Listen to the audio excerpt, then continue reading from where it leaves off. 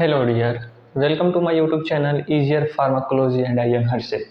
तो आज हम फार्माकोलॉजी बेसिक लेवल से स्टार्ट करेंगे और आज हम फार्माकोलॉजी फर्स्ट देखेंगे जो कि आपके बी फार्म फोर्थ सेम में पढ़ना है। जो फार्माकोलॉजी है वो बी फार्म फोर्थ सेमेस्टर से स्टार्ट हो जाता है और B Pharm, D Pharm, Pharm D तीनों फार्माकोलॉजी का जो सिलेबस है वो ऑलमोस्ट सेम रहता है। तो हम बेसिक लेवल से स्टार्ट करते हैं आज क्या फार्माकोलॉजी फर्स्ट, और फार्माकोलॉजी फर्स्ट में हम यूनिट 1 से देखेंगे। ठीक है, तो सबसे पहले हम इंट्रोडक्शन पार्ट देखते हैं। फार्माकोलॉजी, जो फार्माकोलॉजी वर्ड है वो एक्चुअली आया कहाँ से? तो ये हमारा ग्रीक वर्ड से लिया गया है। कहाँ से लिया गया है? ग्रीक वर्ड से लिया गया है। ठीक है, फार्माकोलॉजी पहला वर्ड है फार्माकोन, दूसरा वर्ड है लोगस। ये दो ग्रीक वर्ड से मिलके हमारा बनता है फार्माकोलॉजी। फार्माकोन का मतलब होता है ड्रग या मेडिसिन, ठीक है, और लोगस का मतलब होता है स्टडी या science. That means study of drugs and second science of medicine. मतलब कि सिंपल बात है, फार्माकोलॉजी में हम क्या देखते हैं, जो भी है वो ड्रग के बारे में देखते हैं। कि जैसे सपोज पहले एग्जांपल देख लेते हैं, जैसे कि एक पीसीएम है, पैरासीटामोल की टैबलेट, ये हमने लिया, इसका क्या एक्शन हुआ, इससे फीवर रिड्यूस हुआ कि नहीं हुआ, उसके अलावा और कौन कौन से एक्शन देखने को मिले ह्यूमन बॉडी में, लिविंग ऑर्गेनिज्म में, उस बारे में पूरा स्टडी कहाँ पे हम लोग करते हैं? तो फार्माकोलॉजी के अंदर करते हैं। अब आते हैं इसके डिफिनीशन देख लेते हैं। तो फार्माकोलॉजी क्या हमारा मेडिकल साइंस का ब्रांच है। किसका ब्रांच है? मेडिकल साइंस का। ये और which is concern with scientific study of drugs, their action and various effect on living organism. मतलब कि जो फार्माकोलॉजी है ये किससे संबंधित है? ये हमारा ड्रग से संबंधित है। इसमें हम ड्रग के एक्शन के बारे में और वो लिविंग ऑर्गेनिज्म पे क्या इफेक्ट देता है उसके बारे में हम लोग स्टडी करते हैं फार्माकोलॉजी के अंदर। ठीक है, अब आपने एक वर्ड सुना ड्रग, अब ड्रग भी जान लेते हैं ड्रग होता क्या है। ठीक है, तो drug is a chemical substance. ये क्या होता है? केमिकल सबस्टेंस होता है। यूज टू किसके लिए यूज किया जाता है? जो जो जो डिजीज होते हैं, डिजीज के सिम्टम होते हैं, उनको ट्रीट करने के लिए, उनको प्रिवेंट करने के लिए, उनको डायग्नोस करने के लिए हम लोग ड्रग की, सिंपल सी बात है, ड्रग का यूज हम क्यों करते हैं? तो बीमारी के इलाज के लिए हम लोग ड्रग का यूज करते हैं। अब इसमें अब इसका एग्जाम्पल हम लोग देख लेते हैं कि एक्चुअली में इसमें कहता है। तो पहला एग्जाम्पल देखते हैं, बिस्मथ कंपाउंड। बिस्मथ कंपाउंड किस में यूज हो रहा है? यहाँ पे क्या लिखा है? डायग्नोसिस। देखिए, जैसे कि हम लोग एक्सरे करवाते हैं, ठीक है, तो एक्सरे में क्या होता है, जैसे पहले जब इमेज साफ नहीं आता है ना, जैसे एक्सरे लिए और इमेज साफ नहीं है, तो वहाँ पे एक बिस्मथ सल्फेट नाम का कंपाउंड होता है जो कि यूज किया जाता है। इसके यूज करने से क्या होता है कि जब हमारा एक्सरे आता है तो उसमें इमेज क्लियर दिखती है। ठीक है, तो हमारा जो डायग्नोसिस है उसमें जो केमिकल यूज हुआ है बिस्मथ कंपाउंड, वो क्या है? वो हमारा ड्रग है। और जो एक्सरे हुआ वो एक हमारा क्या, एक्सरे क्या हो गया? हमारा डायग्नोस्टिक टूल हो गया। ठीक है, और डायग्नोस्टिक टूल में एक्सरे के इमेज को देखने के लिए हम लोग कौन से कंपाउंड का यूज कर रहे हैं? तो बिस्मथ सल्फेट कंपाउंड का यूज कर रहे हैं। तो बिस्मथ कंपाउंड क्या हो गया? हमारा ड्रग हो गया। ठीक है, सेकेंड आता है हमारा, जैसे एग्जाम्पल देखते हैं वैक्सीन। देखिए, कोविड-19 आया, ठीक है, हम लोग ने वैक्सीन लिया। वैक्सीन क्यों लिया? तो प्रिवेंट करने के लिए लिया कि हमें इन फ्यूचर हमें कोरोना वायरस ना हो। ठीक है, अब देखिए ये हो गया। थर्ड है हमारा पैरासीटामोल। पैरासीटामोल हम क्यों लेते हैं? जैसे सपोज हमें फीवर हो गया तो उस फीवर को ठीक करने के लिए हम कौन सी दवा लेते हैं? पैरासीटामोल। तो हमारा ट्रीटमेंट हो गया। अब एक साइड में आप देख रहे हो लिखा है, इसमें देखिए, इसको आपको ईजी वे कर देते हैं।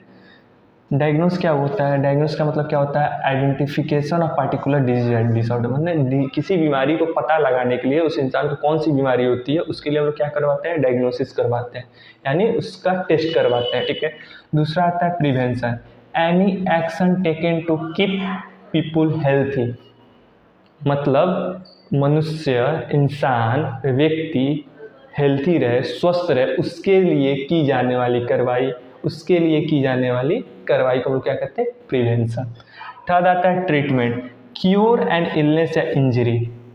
किसी चोट या किसी बीमारी को ठीक करने के लिए हम लोग क्या करवाते हैं? ट्रीटमेंट करवाते हैं। देखिए, अब देखिए ये जो वर्ड है डायग्नोसिस, प्रिवेंशन, ट्रीटमेंट। इनको हम एक शॉर्टली आपको समझा देते हैं, ठीक है। देखिए,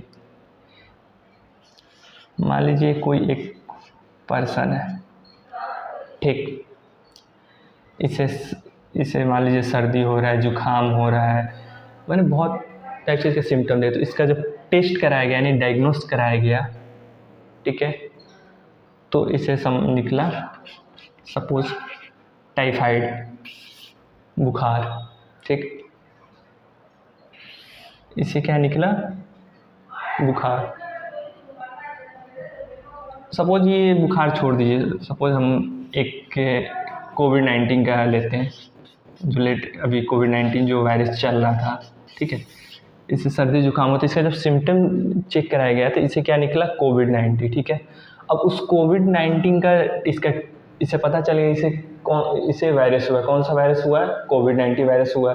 तो इस वायरस का हम लोगों ने क्या कराया, ट्रीटमेंट कराया, ठीक है, इसकी दवा चली, वो हो गया ट्रीटमेंट, ठीक है। और एक नॉर्मल पर्सन है, ठीक है, ठीक है, इसे इन फ्यूचर इसे कोरोना वायरस ना हो, उसके लिए क्या दिया जाता है, वैक्सीन दिया जाता है। उसे क्या हम लोग क्या कहते हैं, प्रिवेंशन। दैट मीन्स एक हो गया इंसान को एक बीमारी हो गई, एक इंसान स्वस्थ है, तो वो बीमारी स्वस्थ व्यक्ति को ना हो, उसके लिए की जाने वाली कार्रवाई को हम लोग क्या कहते हैं, प्रिवेंशन। अगर वही बीमारी उस व्यक्ति को हो गया, उसको जो दवा चलेगी उससे हम लोग क्या कहेंगे, ट्रीटमेंट। तो शॉर्टली ये सिंपल सा फंडा है, डायग्नोस, प्रिवेंशन, ट्रीटमेंट। तो बस शॉर्टली, बट ये मोस्ट इम्पॉर्टेंट टर्मिनोलॉजी होते हैं जो कि आपसे कहीं भी पूछ दिए जाएंगे, ठीक है। तो उसके लिए आपको क्या करना होगा, इन तीनों टर्मिनोलॉजी को अच्छे से एग्जाम्पल के थ्रू समझना होगा। तो आई थिंक मुझे लगता है कि आप लोगों को ये समझ आ चुका होगा, ठीक है, ठीक।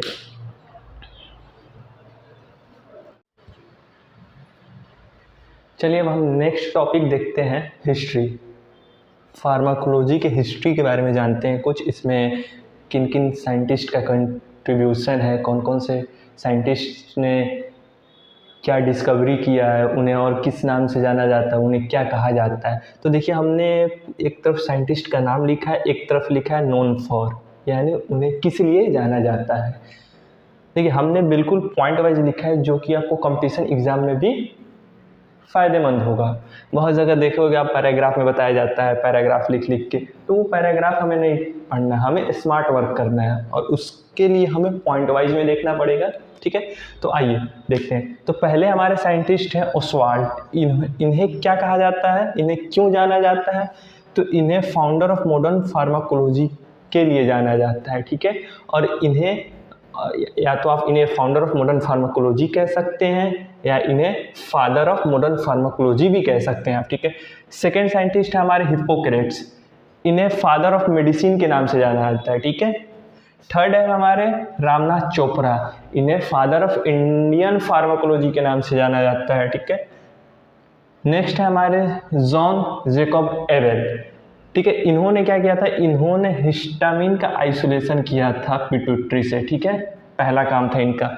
दूसरा, इन्होंने प्योर क्रिस्टलाइन इंसुलिन का प्रिपरेशन किया था, ठीक है। नेक्स्ट हमारे पॉल हेलिच, इन्हें फादर ऑफ केमोथेरेपी कहा जाता है, ठीक है। नेक्स्ट है हमारे अलेक्जेंडर फ्लेमिंग, इन्होंने पेनिसिलिन का डिस्कवरी किया था 1928 में, ठीक है।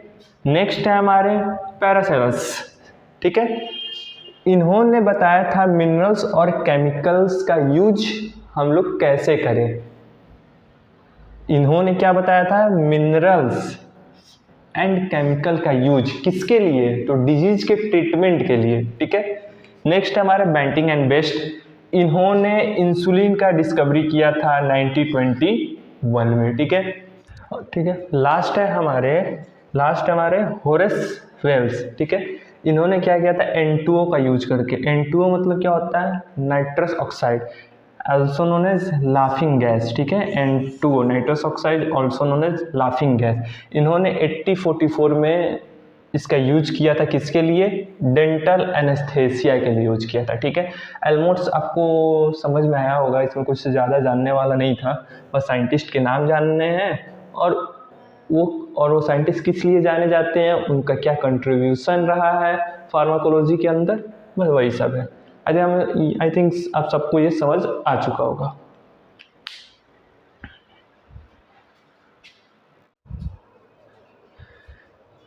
चलिए हम नेक्स्ट टॉपिक देखते हैं, scope of pharmacology. Scope that means दायरा, एरिया, ठीक है।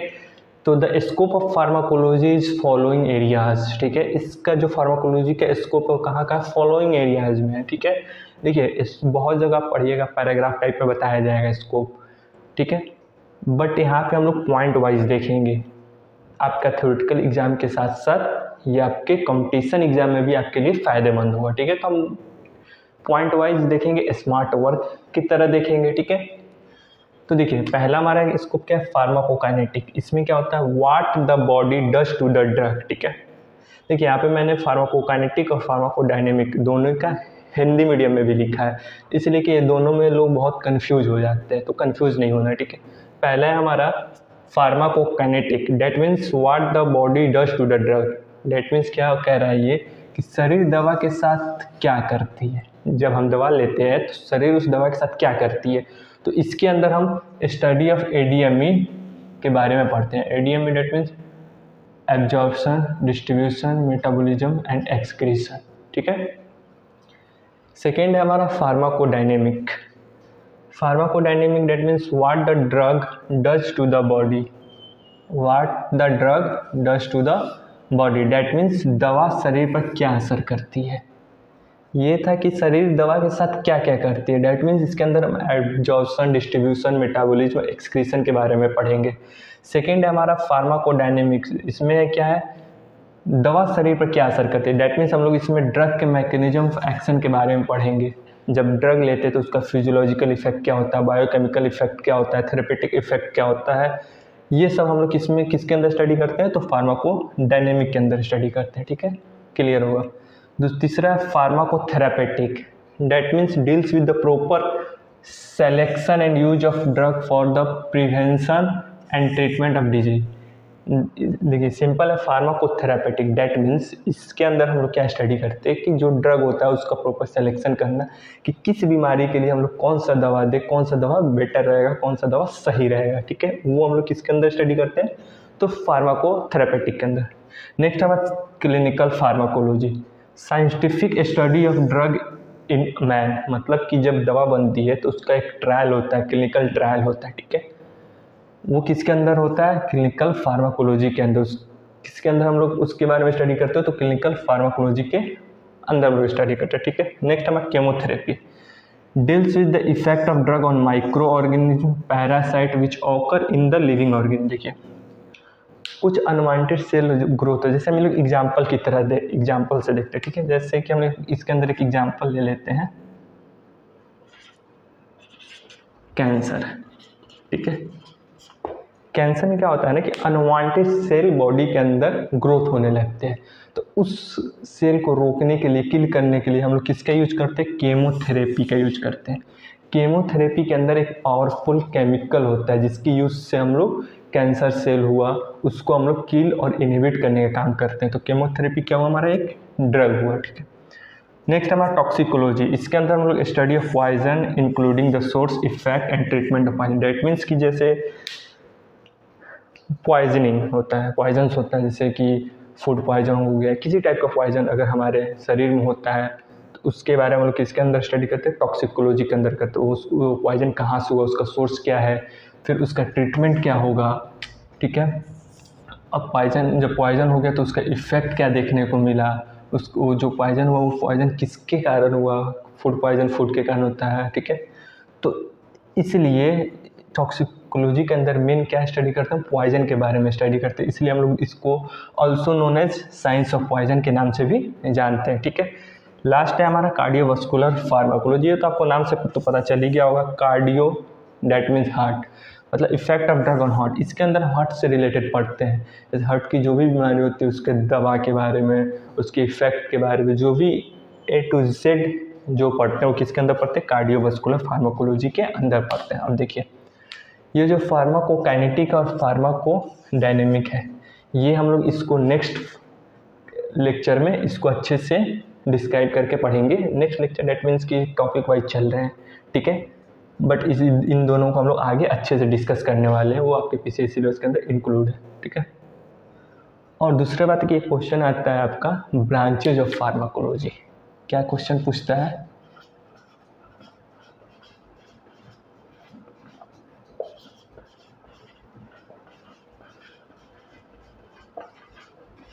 फार्माकोलॉजी।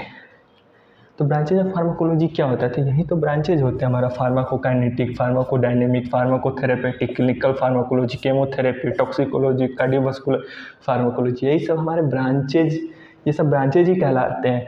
फार्माकोलॉजी के मोस्ट इंपॉर्टेंट 2 ब्रांच हैं, फार्माकोकाइनेटिक, फार्माकोडायनेमिक, ये सबसे मोस्ट इंपॉर्टेंट ब्रांच होते हैं।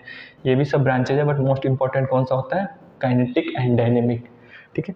एग्जाम में क्वेश्चन पूछे स्कोप ऑफ फार्माकोलॉजी यही लिखना है, ब्रांचेज ऑफ फार्माकोलॉजी यही लिखना है, देखिए स्मार्ट वर्क करना है, ठीक है। ब्रांचेज क्या होता है, ब्रांचेज डेट मीन्स कि फार्माकोलॉजी का हम लोग स्टडी किस किस एरिया में करते हैं, तो जिस एरिया में करते हैं उस एरिया का पार्टिकुलर नेम होता है, तो ये सब उसके नेम है, ठीक है। आई थिंक आप लोगों को समझ में आया होगा, इसमें कुछ ज़्यादा टिपिकल तो था नहीं, सिंपल था, तो आप लोग समझ ही गए होंगे, ठीक है।